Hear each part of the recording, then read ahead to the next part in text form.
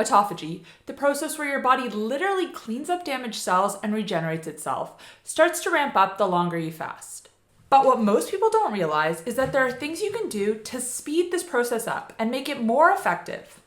And the best part? They're simple. You can do them during your next fast and actually feel better for it. So today I'm sharing with you 3 ways to maximize autophagy when you're fasting.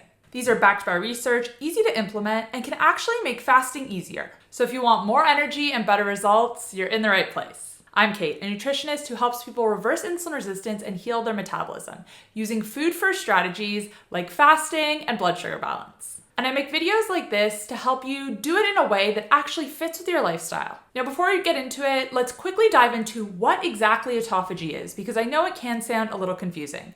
But as always, I do have timestamps on the progress bar, so if you want to skip ahead, if you want to skip around, if you want to come back and rewatch anything, you can do it here. Autophagy, in simple terms, is your body's way of taking out the trash. It comes from the Greek words auto, meaning self, and phagy, meaning eating. So it literally means self-eating. But don't freak out, it's not as weird as it sounds. What it really means is that your body is breaking down and recycling old, damaged, or dysfunctional cells.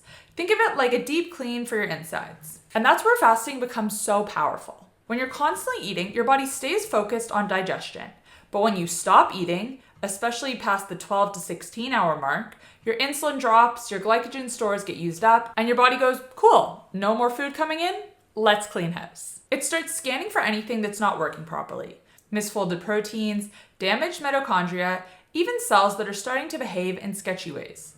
Autophagy breaks that stuff down, recycles the parts that still work, and gets rid of the rest. It's been linked to everything from reducing inflammation, to anti-aging, to potentially preventing and even reversing chronic diseases. And here's the exciting part. It's not just about weight loss. People feel sharper, sleep better, and have more energy because their cells are actually functioning better. But, and this is key, it doesn't just switch on automatically the second you skip breakfast.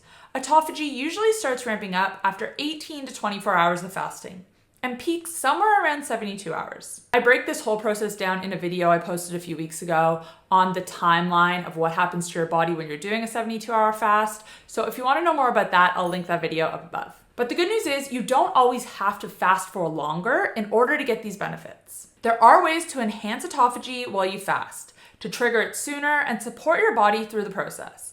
And that's exactly what I'm going to walk you through today. All right, the first way to maximize autophagy when you're fasting is actually extremely simple. It's low intensity movement. And I know some of you might be thinking, wait a second, I thought we weren't supposed to exercise when we're fasting. And yeah, if we're talking about an intense HIIT session or a heavy leg day, that's probably not ideal. But low intensity movement, that's a different story. It can actually help to speed up autophagy.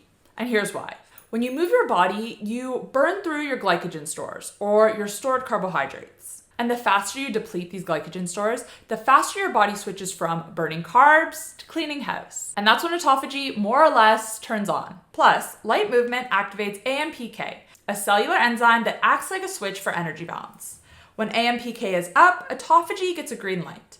So walking during a fast doesn't just pass time, it actually nudges your body further into fat burning and cellular repair. And you don't need to overthink it. This can be as simple as a 30-minute walk around the block, cleaning your house, gentle yoga or stretching, or even just pacing around when you're talking on the phone. These small movements help to trigger metabolic pathways that work for your fast and not against it.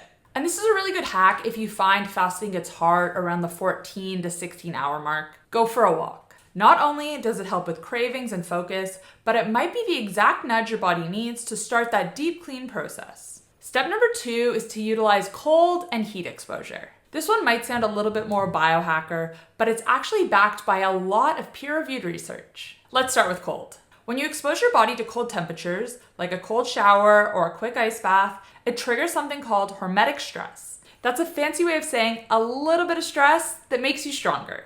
And this stress response activates autophagy and stimulates brown fat, which boosts metabolism and improves energy regulation. Basically, your body goes into survival mode, and that's not a bad thing if it's for a short period of time. It starts breaking down damaged cells and proteins more efficiently. Even just a 1 to 2 minute cold shower during your fasting window can boost autophagy even more. And if you're not a fan of cold, heat works too. Sauna use has been shown to increase heat shock proteins, which protect cells and support autophagy by helping refold damaged proteins. A 15 to 20 minute sauna session, especially while in a fasted state, can kick your cellular cleanup into overdrive. And honestly, you're gonna feel amazing afterwards. So whether it's a cold rinse in the morning or winding down in the sauna after work, think of these as amplifiers for your fast. They're not mandatory, but they can be powerful and help to multiply the benefits. And step number 3 kind of goes along with heat exposure, because if you're using heat exposure, you want to stay hydrated. So step number 3 is to support your electrolyte balance.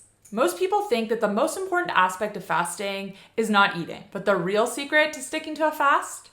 It's about managing how your body feels when you're fasting, and that comes down to electrolytes. When you stop eating, insulin drops, which is great for autophagy, but that also tells your kidneys to flush out sodium. And that means you're also losing key minerals like magnesium and potassium as well. That's why so many people feel lightheaded, tired, get headaches, or even muscle cramps during a fast. It's not a willpower issue, it's electrolyte imbalance. And that's why I always tell my clients, if you're struggling to stick to a fasting routine, make sure your electrolytes are in check. Now, personally, I use and recommend a product called Sodi. It's the cleanest electrolyte supplement I found that's actually made for fasting. No sugar, no artificial sweeteners, and it doesn't break your fast. I mix it in water and sip it throughout my fast. It helps with energy, focus, and completely kills that mid-afternoon crash that used to make me want to give up. If you want to try them out, you can head to healthcoachkait.com/Sodi electrolytes. I'll put that link in the description box down below. They do ship worldwide, and make sure to use code HCK15 at checkout because that's going to save you 15% off your first order. And honestly, if you are struggling to stick to intermittent fasting or an extended fast, give electrolytes a try. If you're just drinking plain water during your fast, that could be the problem. So to recap, if you want to get the most benefits out of your fast and you want to hit autophagy faster, here's what to do. Step number 1 is to move a little. Step number 2 is to add a cold shower or a sauna. And step number 3 is to not forget about electrolytes. Now, I do have a full video on how to boost autophagy without fasting. If you're someone who isn't fasting often or just wants to support your cells between fasts, I break down 5 ways to do it using food, lifestyle, and simple strategies. But I'll be honest, fasting is still the most effective way to maximize autophagy. But it's about doing it smarter and not making things harder. And the 3 tools we spoke about in today's video can help you to do just that. Now, I want to hear from you guys. Have you tried anything we spoke about in today's video? Do you feel like electrolytes or movements help you to make your fast more enjoyable, help you to stick to it? Do you feel better after you go for a walk when you're fasting? Let me know in the comments down below. And again, if you want to give Sodi a try, I'll put that link down below and make sure to use code HCK15 at checkout. Thanks guys for watching, and I'll see you in the next one. Bye.